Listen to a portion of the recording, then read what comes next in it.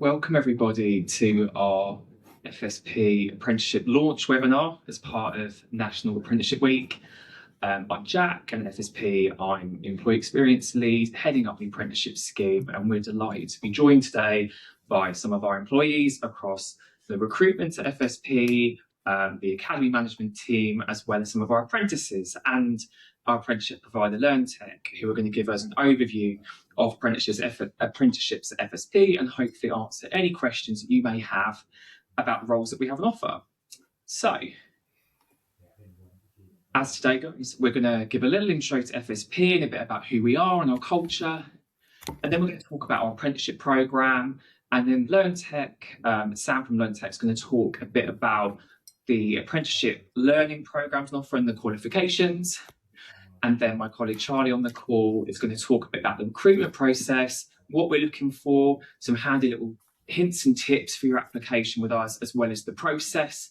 And then at the end, we're going to have a panel discussion where we're going to talk about apprenticeship experience at FSP and meet some of our apprentices.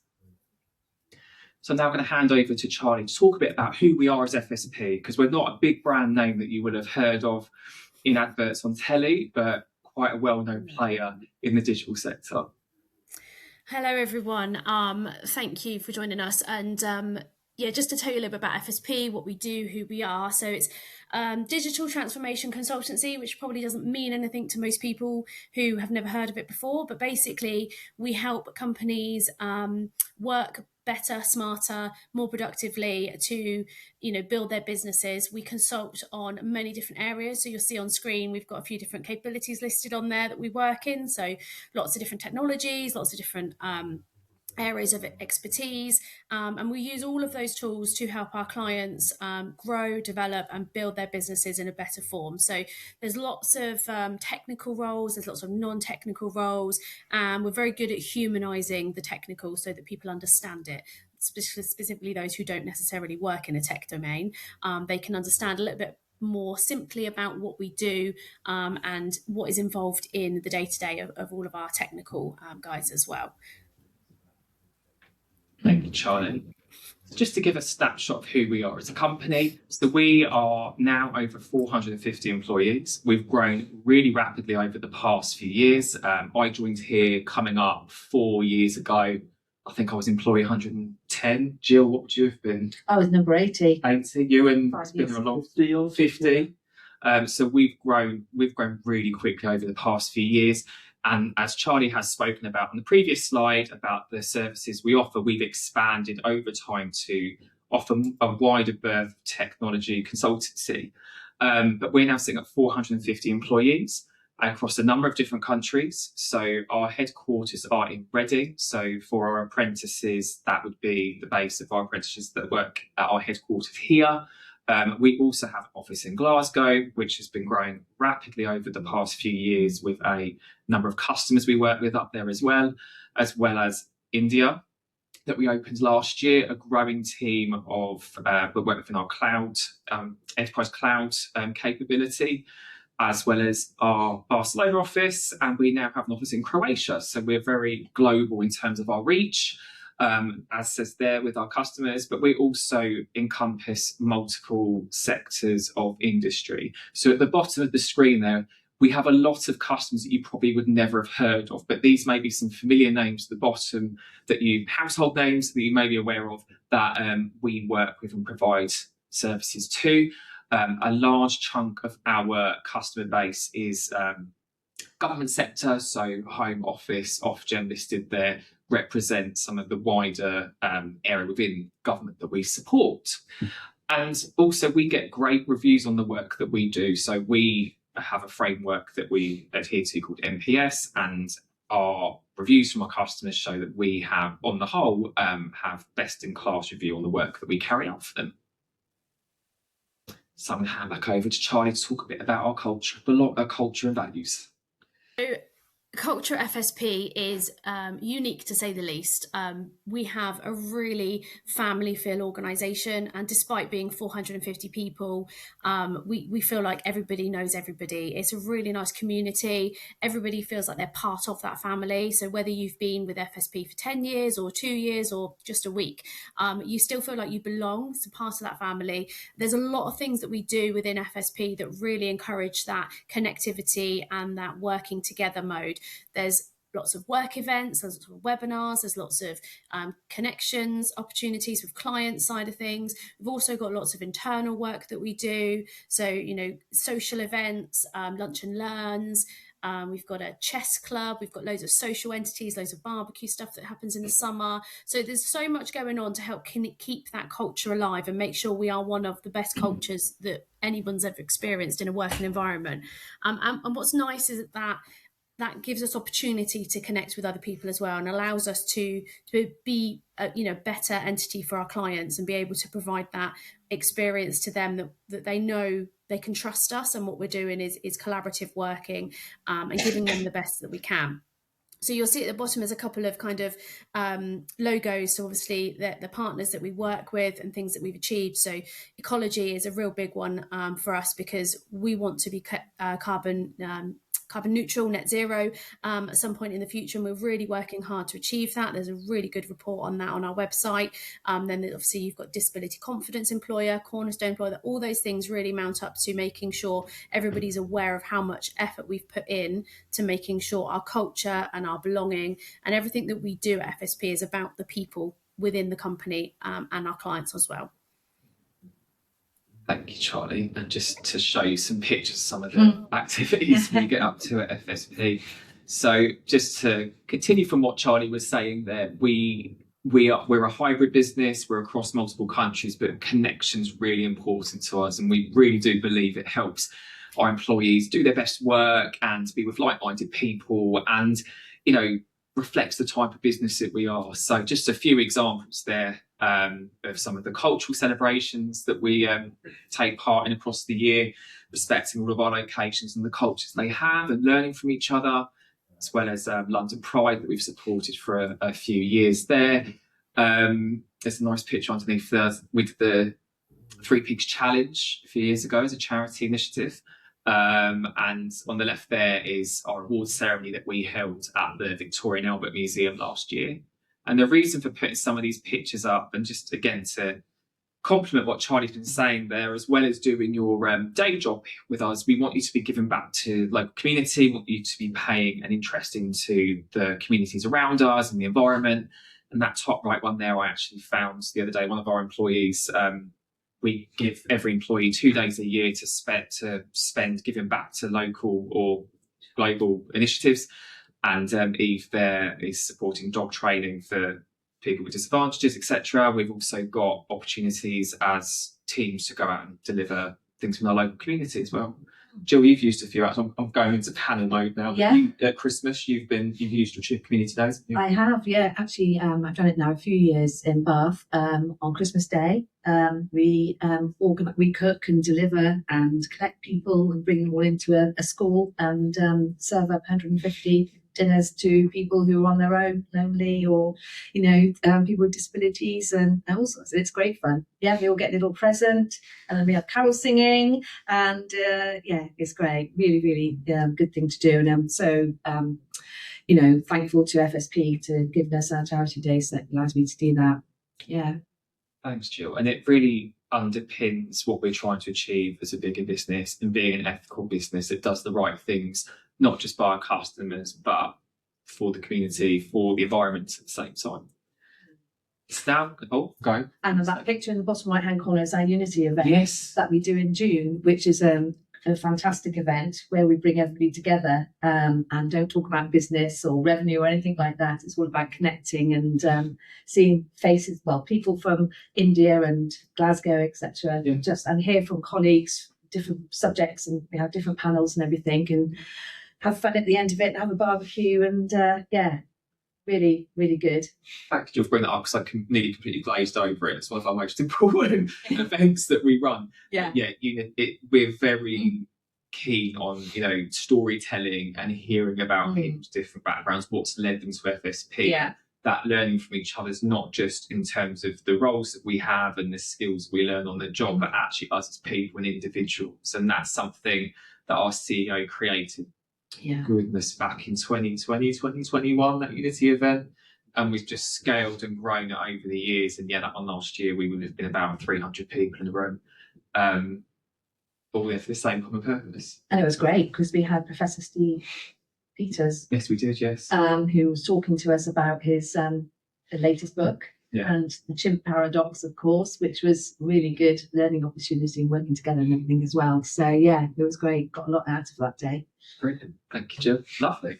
So now we're going to hand over to Ewan, who's going to just kind of introduce what we call the FSP Academy and talk a bit about the journey of the apprenticeship programme, because Ewan was the one that set it up. So I only felt right to have you here to talk about it. Yeah, thank you, Jack. So, the FSP Academy is FSP's kind of early careers programme and virtual team, I suppose you could say. So each year we bring on board a cohort of graduates, apprentices, intern students and placements who all join in September and all join in specific roles across the business aligned to different capabilities. So, you know, we have fantastic graduates and apprentices in the business analysis capability. We have people in cloud engineering doing development, all across the board. And so the FSP Academy's been around, I think, for 6 to 7 years now. Originally started with just graduates, and across the business saw so much success of people coming in, really getting stuck in, making brilliant impact across our clients. And so it's grown kind of year on year with the roles that we offer. And like I say, originally starting just with graduates, we saw that there was definitely a gap in the kind of routes into career, in being that not everyone wants to go down the university route, and we were kind of missing out on those brilliant people who want to look at it slightly differently. And so, being from an apprenticeship background myself, I worked with the team to kind of get apprentices introduced. And so the first year we started with 3 apprentices. And so again, they were looking at business analysis, cloud engineering, and also in data. And like I said, year on year, that's grown and grown. I think the number of new roles this year is really exciting, and something that we'll dive into a bit more detail later on. So we're just going to cover off here, like, why an apprenticeship. So obviously, I'm going to put you on the spot here. You carried out an apprenticeship before joining FSP, didn't you? Yeah, absolutely. And so I think apprenticeships versus university is always going to be a kind of ongoing debate, and it all depends on, I think, how individuals learn and how they best get the most out of themselves. So there's no kind of right answer as to an apprenticeship or university, but I think some of the benefits to apprenticeships themselves, and some that I definitely thought through whilst I was doing it myself. I think one that particularly stood out is, being able to actually earn. You're in a job, you're earning money, and you're also learning a valuable skill and an industry recognised skill. So all of the apprenticeships that we do at FSP are at a level 4 apprenticeship standard, but apprenticeships can go right the way up, including degree level apprenticeships as well. And so being able to learn and get that qualification while earning money is fantastic. Secondly, I think it's you're straight away got your foot in the door and you're in a career. You're in an organisation that's investing in you to start your career and develop you as an individual. You get real world experience, so you're doing the job. So at FSP, any of the apprentices in the teams are they're doing the job that they're here to do. So a business analyst will be on a business analyst will be on a business analysis program of work. They might be supporting more senior business analysts, or they might be doing certain bits themselves. Really being able to grow their learning, learn on the job skills, and really dive into it there. And I think that the other kind of massive benefit, and one of the things that we are really proud of at FSP, is the support networks that we have and that we put around the apprentices in the business. they have access to mentors, to obviously to their line managers, and support kind of round the clock from anyone across the business. People are all kind of there to chip in and see it as a way to help these people to grow and develop. And this is true across most organizations. People aren't going to bring a apprentice on board and want to see them fail. All organizations will put really good support networks in place to get the best out of people coming on board. So they're just a few reasons I think why apprenticeships are really a good option to think about. But like I say, there's a lot for individuals, and it all really depends on your learning, but they're a great thing to look at for sure. Thank you. You put it so much better than I'm so glad what to say, because you said it so eloquently in comparison to how I would have done it. And I think for us, we've just had such great success over the past 2 years with the quality of apprentices we've brought through that have worked really well, not only with our graduates and other early career programs as peers, but getting recognition across the business. And before we get into the roles on offer and hearing from LearnTech, we're not expecting at your level to know everything about technology. This is about us being able to, we'll cover it later, but there's certain what we would call soft skills. So behaviours aren't technical that we look for in our apprenticeship, in our apprentices. We can then support you with the technical learning to be able to do the job well. So we'll cover that off in a bit. But if that's what you're thinking right now, going, I don't know anything about technology, well, we'll get to that in a bit and show that actually that's not necessarily what we're looking for at the moment. So I'm going to hand over to Charlie now, who's going to open up the roles that we have on offer. So just before we go into this, our roles will be going live, hopefully later this week. So for those of you on the call, we will be sharing this with you as soon as they go live on our jobs portal. So yeah, thanks, Jack. We are really excited. This year is the biggest cohort year for apprenticeships for us. We've got business analyst, which you referred to slightly earlier. We've got the software developer, so working within the cloud enterprise team, learning kind of codes and all those sort of technical terms. Then you've got the data and AI consultant role, so working your way around the data team, working out whether it's AI, machine learning, data analysis, whatever it is that you kind of feel would work for you. And it's nice that these apprentices, they cover multiple areas within these teams. So you don't just kind of go in and stick in one area. You can learn different things and move around the teams to learn a little bit about what each of them do. But obviously your apprenticeship will be focused around the one area that you'll be working on. And we'll make sure that you cover that within your year within the apprenticeship, whether it's 14 months or 15, 18 months. They're all slightly different lengths. But I'm sure LearnTech will cover that in a moment. We've got support analysis. So this is working within our help desk team. So working on kind of queries from staff and clients and things. And then we've got two new roles that we're bringing out this year that we've never had as an apprenticeship before. So internal service desk. So this is working on our internal projects. So anything kind of FSP related, supporting your colleagues and the innovation of our own work and what we do. So working in that team to move that forward. And then we've got the SOC analyst as well. So this is really exciting for me specifically because I've been trying to get cyber roles into our academy for a little while now. And this year we've got the SOC analyst as an apprenticeship role. And we've recently had a graduate pen tester role go live as well. So really excited to have two avenues into cyber because it's obviously a very big thing for a lot of people at the moment. So those really excite me a little bit, get me kind of hoping for some really good talent coming in the doors on those areas. But yeah, they're the roles we've got this year. Like Jack said, hopefully those will be live later this week, aiming for Wednesday, Thursday time, but we'll let you know as soon as they're live. Jack's got email addresses from those who have registered, and obviously just keep a check on our website. If you're not watching this live or you've not registered with an email, you'll be able to see the recording, and then they'll all be on our website as well. Thank you, Charlie. Yeah, we're definitely really excited about the SOC analyst role. We find that when we go out to sixth forms and colleges, as soon as we say that we specialise in cybersecurity, we do get a lot of interest. So we're really excited to be able to be in a position to provide that opportunity for people with that interest, as well as within data and AI. Having had that role for a number of years, we've really accelerated our offering within that space here. So it's a really exciting time to join FSP as we build up those two areas of specialism. Sorry, Jack, just one really quick one. Just conscious that anyone watching, you'll very quickly become aware that IT is full of jargon. There's a lot of jargon. Yes. So Yeah, if anyone watching is particularly interested in that, so SOC stands for Security Operations Center, and so obviously all of the detail will be on our job descriptions, but it's basically a managed service where you kind of review cyber incidents that are kind of constantly happening. So that's what a security analyst will do. They'll constantly be looking at different things that are flagging up in the system. It might be malicious links or anything like that. And then they'll triage and kind of progress them one way or another. And I'm sure everyone knows, but AI is artificial intelligence, just to dispel any myths that may be on this slide.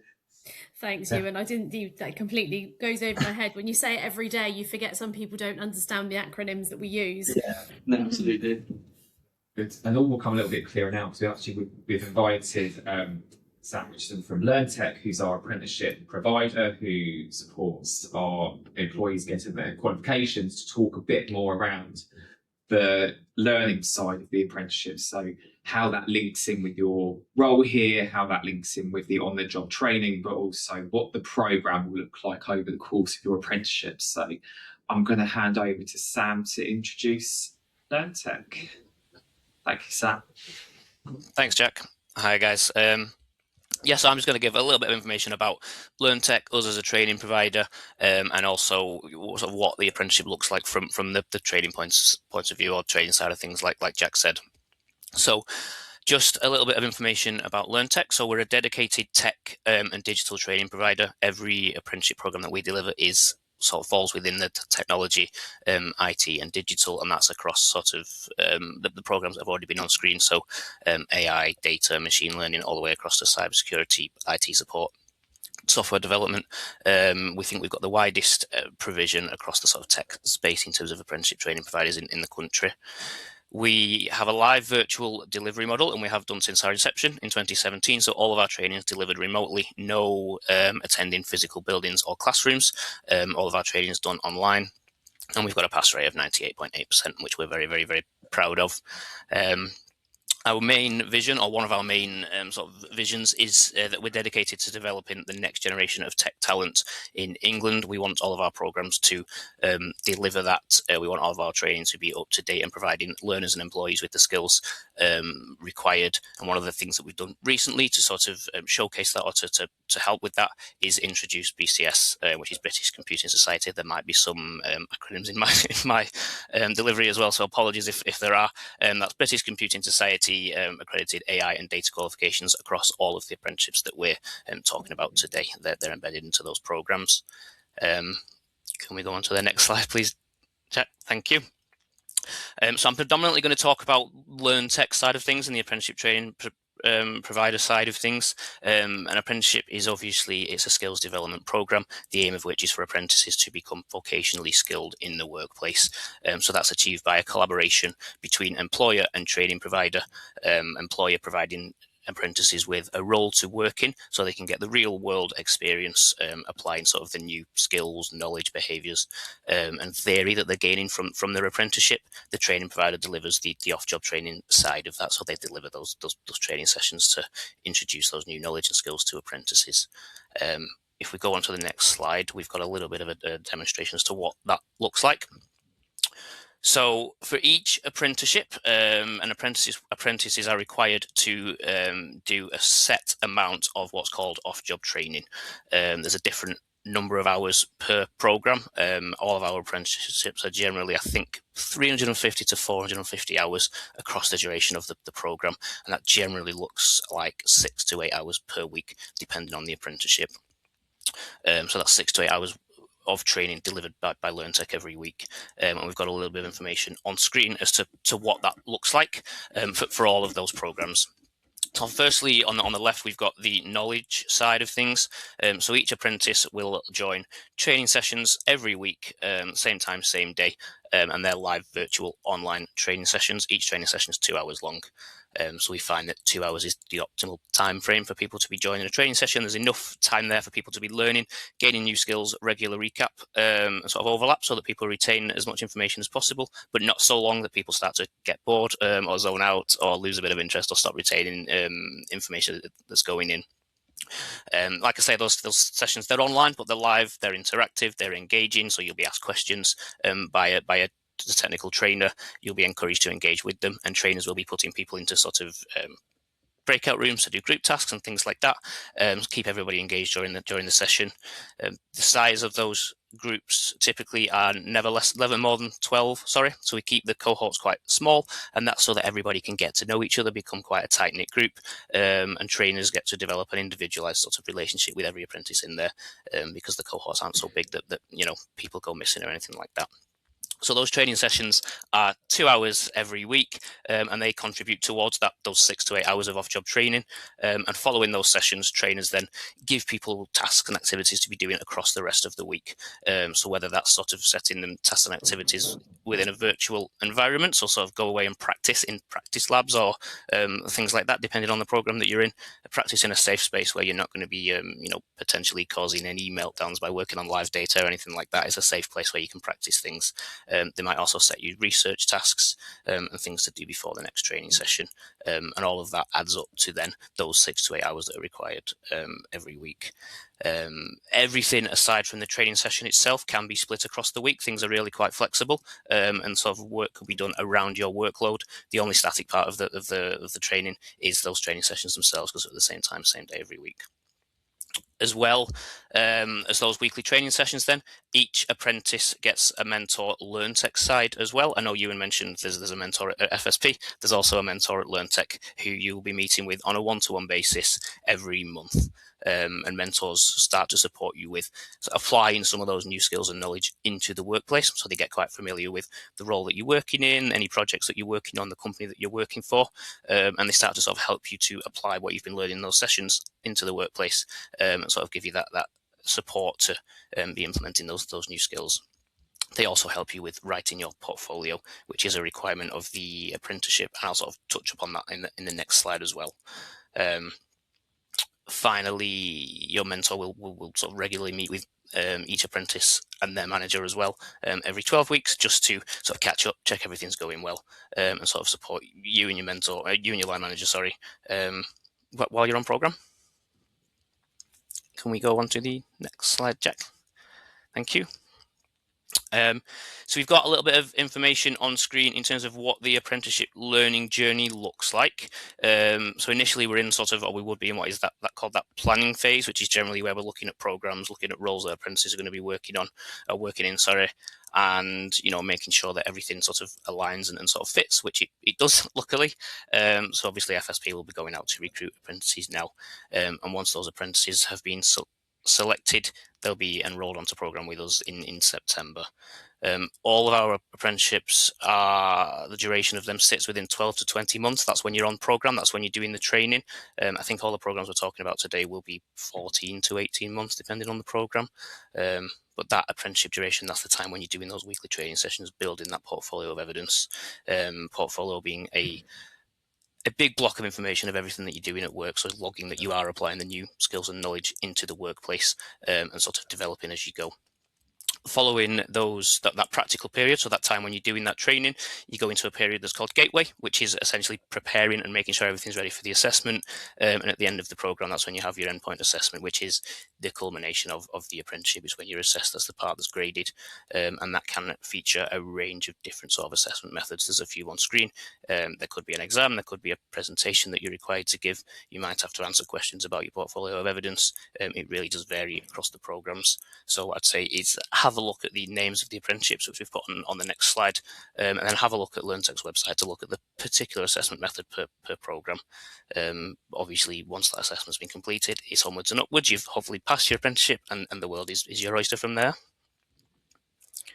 If we just move to the next slide, I've just stuck the names of the apprenticeship programs themselves on screen, because I know sometimes job titles can differ slightly from apprenticeship program titles. So these are the names of the apprenticeship programs as they're named by Skills England. So you'll be able to see those sort of marry up against the roles that were shared on previous slides, with a bit of information about each program there as well. But that's everything from me. Happy to answer any questions as we go, or towards the end. Thank you, Sam. And we'll be at the tail end of the call. You'll be joining us for questions as well. So this might help make something clearer for those who are on the call. We will share all of this afterwards. So I appreciate it's a lot of information overload, a lot of things on this slide that you've probably never heard of. We will be sharing this afterwards so you can kind of dissect it in a bit more detail, and it will link back to our job descriptions, which is a nice segue for us to talk about before we go into our panel discussion, what we're actually looking for in general when we're looking at apprentices coming into FSP. Charlie, do you want to start this one off? Yeah, so what we look for, FSP don't want people to come on board that know it all and have all the experience and skills, especially in the apprentice role, because we want potential, we want passion, and we want people to do well. And the way that we do that is we look for people who have really got a genuine interest in what they want to do.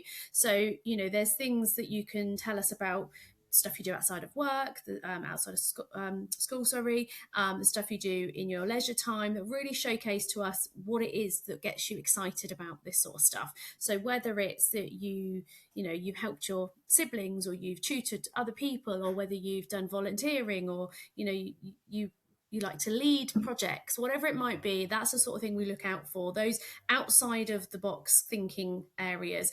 And obviously we want them to align with the way that FSP work. As you will have heard from me previously and the rest of the team, we've got a culture of belonging and acceptance. We want people to feel like they are part of that family. We've got values that we want you to, we would like you to align to. We want you to have the kind of same focuses that we have at FSP, and that will help us to identify within your CVs and cover letters. We'll look for those sorts of things.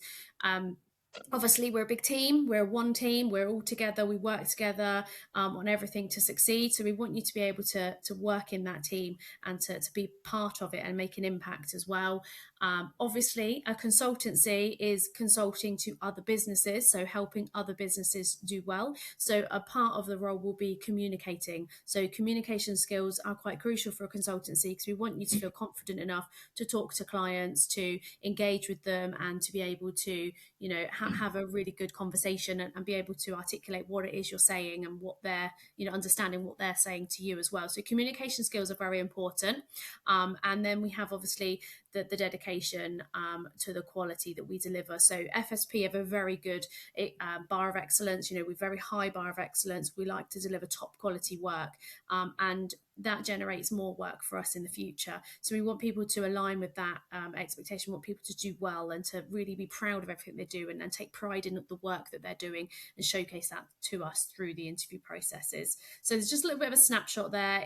There's a lot more involved in that. We do look for a lot more things. We look between the lines on your CV and your cover letter. We really want to see your skills, your hobbies, your interests, and kind of showcase that to us. So there's so much that we can get from a cover letter and a CV, and that's the kind of stuff we're looking for in alignment with these roles. Thank you, Charlie. And as we said, this is early career. We're not expecting rounded people joining the business. We're here to, we're looking for a lot of cultural alignment. And what we'll recommend off the back of this call is looking at our website, where there's so many resources, things that we'll be sharing up, video content around our people. And really, if you feel that aligns with you, then that's something you should be interested in potentially applying for. But also, as we said, the technical skills we can teach on the job. We've got our apprenticeship, we've got LearnTech that help build out the foundation of knowledge for the role. But actually, some of these bits here are things that we can't necessarily teach. We want to come and embedded into the business. So just before we get to talk to our apprentices, just to be very transparent, here's the overview of our recruitment process for the roles. I'll let Charlie cover this one as well, but just to show you kind of the 4/5 stages of the process for apprentices. So yeah, we try to keep it quite straightforward and an easy process, but there are going to be elements that we need to assess, obviously, candidates coming into us, because we want to make sure that it's the right choice for them and for us. So all of the whole process is a review stages. So first of all, you'll apply online. There's an online application. It's pretty much you submit your CV and a cover letter to FSP's job advert. We will then review those. Humans will review them, not AI tools. We will review your CVs and cover letters, and we will take you forward, if we feel it's the right role for you, to the assessment centres online. So these are an online platform where we set some questions for you to answer on a one-way video. It's very much flexible for you to do it, you know, whatever time of day you wish. And once it's submitted, we will then go over and watch those videos on the recordings, and obviously we'll make a viewpoint of your answers and how well you've done. And then when, you know, we go past that stage, once that's been reviewed, if you're successful, we go through to an assessment centre day. So this is where we invite you into the office. There's a maximum of 6 people on this day, and what we'll do is we'll get you all together in a room to do a bit of a group activity, get really kind of engaged, see your personalities come out, and put a bit of a challenge on you to see how well you do. But it's all lighthearted, it's all fun, it's not role specific challenges. It's just a bit of kind of networking and fun. And then we will separate you out into individual sessions where you'll go and do a little bit of a presentation or a task that we've set you in advance, and then have the interview stage as well with the interviewers. So it will be yourself and 2 interviewers in that 1-hour session. And then that's the end of that kind of assessment day. After that, we'll obviously review all the feedback from everybody and bring the final stage interviews ahead. So anybody who's successful in the assessment day will come to our office again and do a face-to-face with one of the capability leads. So this essentially will be the person who is head of that department that you'd be going into, and they will kind of have a chat with you, get to know you a little bit better, and just make sure that, you know, this is the right decision for you and it's the right decision for us before we go forward to make offers. And then obviously offers are made and onboarding starts the process through the summer, and then you join us in September. So if you're successful, that is obviously. Yeah, thank you, Charlie. So you've heard enough from me and Charlie now. We're now going to hand over to some other voices from in the business. So we're going to bring back Sam from LearnTech, and the screen's not working. There we go. And we're going to do some intros that sorry, 2 seconds. There's always a technical problem when we're a tech company, and now I can't get into there we go, that's it. So first of all, I'm very sorry, Jill, we never actually got to introduce yourself. No? So would you like to introduce, we've heard from you, but we haven't had an introduction to what your role is at FSP. Okay. What you hear. Yeah, sure. My name is Jill Hopwood. I head up the business analysis capability. I've been here 5 years. I've actually been working in consultancy for over 20 years. I had a career change prior to that. I used to work in the travel industry. I was a trainer and used to train airline crew. I've also had 3 years working in recruitment, and then I joined a consultancy and basically learned on the job. Because of my background and my soft skills and everything, I took to consultancy quite quickly and quite easily. So yeah, and now I'm here at FSP and head up the VA team, where we've got 24 people in the team now. So this is great, and I love it. Soon to be your 3rd apprentice within VA. Absolutely. Looking for our next apprentice. So we've got 2 apprentices. We had first one in 2024. 24, and then Devontae in 25. Yeah, so love having the apprentices in the business analysis team. Thanks, Jill. We'll hear from you in a bit around the impact they've had on the team as well. Sure. Stuff like that. And you, and obviously we've had you speak, but I haven't introduced you. Obviously, you set up the apprenticeship scheme here, but what's your current role at FSP? Yeah, sure. So my name's Ewan Barraclough. I am a client manager working in the data and AI business unit. So I ultimately work with a number of our different clients around kind of different commercial requirements, work on proposals, statements of works and things like that, supporting the team with, like I say, a lot of different commercial things. But yeah, I used to kind of head up the academy before Jack, so led it and kind of introduced the apprenticeship scheme. So yeah, a thing very kind of close to my heart. And like Jill said, some of the fantastic apprentices that joined through the scheme are again also very close. So yeah, big fan. And last but by no means least, with our apprentices. So Harrison, would you like to introduce them? Yeah, so I'm Harrison. I'm part of the Cloud Enterprise Business Unit. Joined in September of 24. So been here for just over a year now. Coming up 18 months. My apprenticeship is closing in now to the end, so final push. And it's been a fantastic journey. FSP have been very supportive throughout. So yeah, excited to talk more about it. You, Joseph.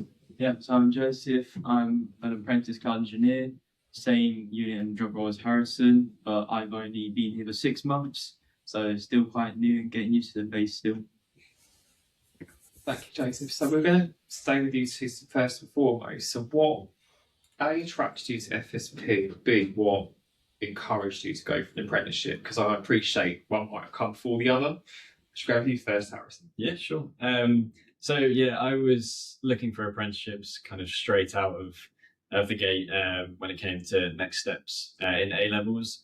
I've always found that I'm a hands-on learner. I learn best when trying things and experiencing stuff. So I felt the classroom / like lecturing environment of a university just didn't suit my learning needs, and getting that real world experience on the job training from an apprenticeship just catered more to my learning style. I also obviously was very interested by the benefits of learning and earning on the job. It's you have a chance to start building your career as soon as you come out of A levels, and for me that's massively sped up my progression.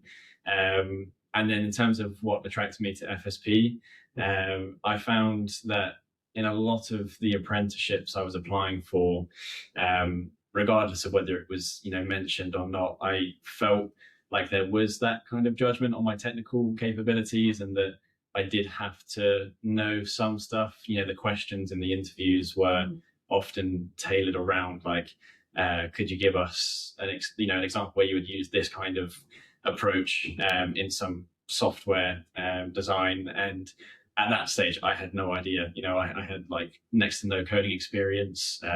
I didn't really know much about the technical side of it, but with FSP it was all very if you could have one superpower, what would it be and why? Or what does a positive day look like for you? Things that are very personality based made it a lot more of a comfortable journey. Easy conversations to have. The people were great, and I just felt so much more relaxed and comfortable in those kind of assessment environments and interview environments that I was from the first interview I was hoping that I would land an offer and end up being part of the team. Harrison, how about you, Joseph? Because this time last year you would have been in the recruitment process, right? Yeah, I would have. I mean, why I chose an apprenticeship I'll start off with first is mainly for like learning practical skills. So everything I learn here, I know is going to be useful. Whereas in a lecture hall, you could learn something but not use it. Like I speak to the other graduates and placements in the same team as me, and a lot of what they learn, they've said after learning it, they've never used it. They've done it in a test and that's it. They've forgotten it basically. And I don't see the point in that. Also, because you're then paying to learn stuff you're not using. And when I went in my secondary school to visit university, I sat down in the lecture hall and I just thought, this is so boring. This is going to be boring. We learned a lesson. It was boring. Like, I'll be honest. And do I want to pay and go in debt for this? No. So I was rather just learn practical skills. And then why I chose FSP is similar to Harrison, but also because of the interview process. It's not stupid. I'll put it bluntly, it's not stupid. I'm not going to name the company, but one interview process I had, they had me doing games. Like one of them was trying to get into a vault and you had to react to when the arrow was on a certain area. And I was like, what am I testing really in a way?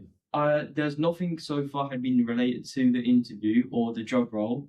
And it felt very much so like, what am I doing? Whereas with FSP, you just felt like you were actually applying to like a job. You felt like they were treating you more like an adult in a way. And yeah, the culture's great. I mean, they value people, not money. Well, I think there's a couple of bits to unpack then. You're going to hate me for saying it. Because there'll be people talking around, because we've said about university and post apprenticeships. Joseph, because some people I went to uni and I've loved my experience. I think they absolutely have their apprenticeships and as obviously we hire a lot of grads, they have their place. I think they're two very different experiences. But for example, with you, Joseph, like a lot of people go to uni because they want to move away from home, and you did that for your apprenticeship. Oh yeah. Moved away 2 days before your apprenticeship started, if I remember rightly. So, how did that feel on your first day? Personally, it didn't affect me too much. I mean, I'm used to being away from family. Like, I went to Australia for a month with no family or anything. Broke my arm there. That's a whole different story. Gosh. But yeah, so I didn't mind too much. Coming up to being like 5 months now, living away from parents, it's still not too bad. I mean, there's definitely negatives, like thinking about what you're going to eat every day and grocery shopping. Honestly, terrible. But also at FSP, I can kind of, there's people there to support me. I never felt truly by myself. Like if I come into the company and I rant about some dumb price for some foods, and like everybody will rant with me because it's stupid, but yeah, it's not been bad. But what's really nice to see as well is that there's a nice community. We're not a big firm that hires hundreds of grads and apprentices a year. It's still a relatively small cohort across our graduates, placements, apprentices. That there is a nice community of people, same sort of level of development, that are social outside of work as well. So we are building that sort of more social community as well, which is really good. Moving on from that, I'm going to start with Sam here. So we've heard from you around the courses, but it'd be interesting to hear like how relevant the courses are to the roles that we're advertising and how we go through that process, I suppose, to make sure that they're aligned. Yeah, so what we do is obviously myself and Jack have been in discussions, and Charlie, talking through the job descriptions, talking through the roles, and what we do is we ensure that the apprenticeship program itself is going to align with that, so people are going to be learning relevant skills, relevant knowledge, relevant behaviours for the job that they're going to be working in. It's a requirement, so when you're building a portfolio of evidence going through an apprenticeship, you need to evidence the facts that what you've been learning about, you've then gone into work and done, so that you can obviously evidence the fact that you're now competent in this particular area or of this particular skill. So we take it very, very seriously when we're looking at roles that people are working in, because if the program and role don't align, there's going to be an issue further down the line. So yeah, we've had a look through and talk through all of the job descriptions. Our trainers look at them as well, because they're the people who are going to be teaching people. They're the people who are going to be supporting people with implementing the skills into their roles. And we're very, very confident that the programs and roles align really well with each other. And we've been working with FSP for I think this is our 3rd year, and each trainer that I mentioned, FSP2, was very happy when they heard the job descriptions were coming through, because we've never had problems previously, and they were happy that everything would be smooth, and obviously it will be. And I'm going to hand over to you on this one, because obviously you've line managed, or you've had in your team a number of apprentices. Do you find that the apprentices are able to have that real life application to the stuff they're studying with their course? Absolutely, yeah, 100%. The course, so in business analysis, the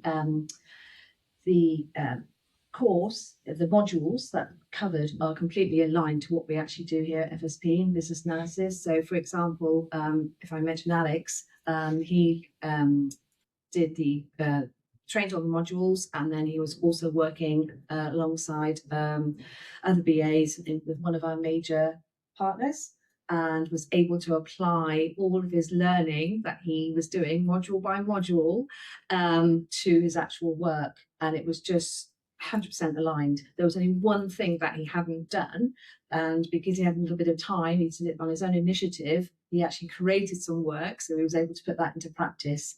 And as a result, Alex completed his apprenticeship in 14 months rather than the 18 months. And we had fantastic feedback from the client. Excellent net promoter score, there's the 9s and 10s back from the client. So yeah, did a phenomenal job. And now Devonte is also doing exactly the same where he's working as well. So yeah, the fact it's especially business analysis, because it's we rely very much on the soft skills and the interpersonal skills as well, and you have got to learn on the job. It's not like writing code. You've got to learn on the job and do it. You can't just read a textbook and then think, oh, I know business analysis now. You've got to go and apply it. And that's why apprenticeships are so good. So I think the overarching message there is that with a graduate program, undergraduate degree, Yeah. your course is probably much more far-reaching. So you may well, like as Jay's alluded to, you may well join an organisation and not use some of the stuff there because of how far-reaching the course is, whereas our apprenticeships are completely fine-tuned with the course content, so it is used much more widely within the role. Just going back to our apprentices, what are the benefits you see of kind of on-the-job learning? I'll go to you, Harrison, first. Yeah. So for me, I found I was with a different apprenticeship provider to LearnTech, but my course, again, it was tailored for the most part. There was some areas where obviously, within software development, you have different tech stacks and programming languages, different technologies that vary across companies. So there was never going to be that exact one-to-one alignment.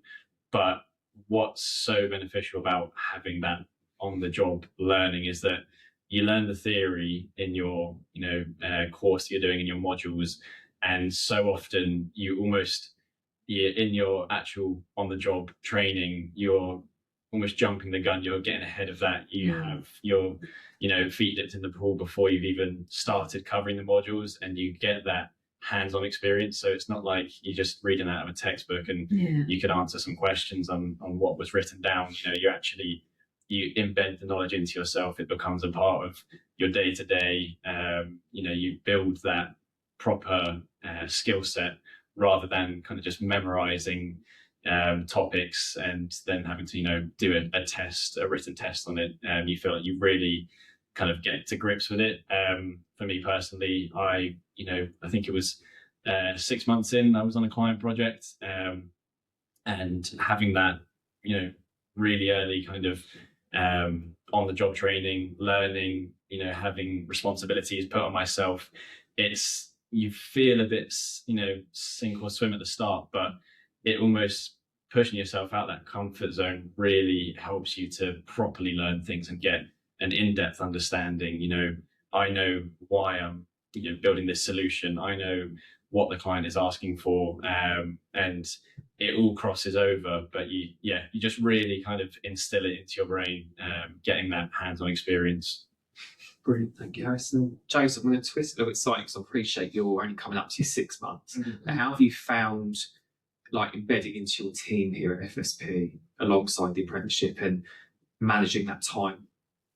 Time-wise, I haven't had a problem. Embedding myself into the team, I haven't really had a problem either. Everybody's quite friendly. You can put in time with somebody and they're practically guaranteed to give it to you, I feel like, especially in our sector and software development, where everybody's time is quite flexible. You do have quite a few teams depending on the project you go to, so you will be meeting new people all the time, but I've never had a problem and everybody's friendly. I've met over 30 new people now probably, and every single time it's gone smoothly and I've had fun meeting them. Good. That's good to hear. Yeah. No, brilliant. Conscious of time, so probably got time for one more question. We thought this was going to take 45 minutes, but we love talking about apprenticeship so much that we've taken the full time. Absolutely. So we'll end with just kind of more of a bit of a apprenticeship success story sort of questions. So starting with you and on to Jill, obviously having run the programme for a couple of years, what have you found bringing apprentices into FSP's done in terms of raising the profile of early talent or some of the success stories behind it? Yeah, it's got around it up. Good answer. I think not to kind of go on. I know we've heard about Alex or Alexander a little bit, but I think he's a really good success story. I think of apprentices at FSP. So funny enough, actually, Alexander was the first apprentice that we ever hired at FSP. He was part of the first cohort. He joined as a business analysis apprentice. He passed his apprenticeship in kind of 14 months and got a distinction, which was fantastic. But not only that, I think it's the, like Jill mentioned, the feedback that he's got from clients, the internal recognition. So he recently won an award at last year's FSP Awards, which was, again, also fantastic to see. And so I think it's really proved that there's kind of no limit that can be reached when you come in with the right drive, the right ambition, the right kind of attitude to learn and take on new opportunities, which I think is all of the things that he's done fantastically well. And the guys sat in this room today, so Harrison and Joseph, are showing as well, you know, in kind of really throwing yourself in at the deep end, learning, showing up, you know, all of the kind of winning behaviours that we have at FSP, that they demonstrate kind of constantly. I think that's the key thing really that the FSP apprenticeship scheme has proven, is that, yeah, you know, apprenticeships are a great way to do that and a great way to benefit our business. And I think that, coupled with our grads placements, our internship scheme in Spain, it really shows the strength of early talent here and how, you know, embedded they are in the organisation. Have you got anything else to add there, Jill, around kind of the impact that apprentices, early talents had within your team? Yeah, well, just following on about Alex, he's already come out of the academy and has been promoted to an associate already. So he's already going on that career ladder on his journey, which is amazing. But yes, he brings energy to the team. He's a key member of the team, as is Devontae as well. And they have, you know, different viewpoints and different challenges, and it's great to see that. So yeah, Devontae was presenting in our recent business analysis kickoff meeting. He had a spotlight session, and he had it was a great opportunity to demonstrate his presentation skills and everything, and he did really well. But yeah, the benefit is just, I guess, you know, and the team love it as well. The rest of the team, it gives them an opportunity to become team leads and mentor and coach. And yeah, it just gives us that diversity, really, supporting others to be the best that they can be, empowering everybody. Yeah, it's great. Brilliantly perfect. And yeah, and just to couple that with the support we get from LearnTech, not only with the course, but with mentorship, support from line managers, that support network really helps our apprentices to kind of take, you know, because we're giving them real life work, you know, work that impacts our customers, putting them in front of customers. From 6 months in. So it is important to us to make sure we look after our absolutely, and enable them to grow. Yeah. So yeah, that actually takes us to the end of the time. So I just wanted to say thank you again to Sam for joining us today, and giving that overview around the learning and the apprenticeship, and obviously everyone from FSP that's taken the time out of the day to join. And hopefully those of you on the call or watching this back, something may have resonated with you, and you may think, actually, I've got a few more questions to ask. In the follow-up, we'll share contact details should you wish to follow up with any further questions.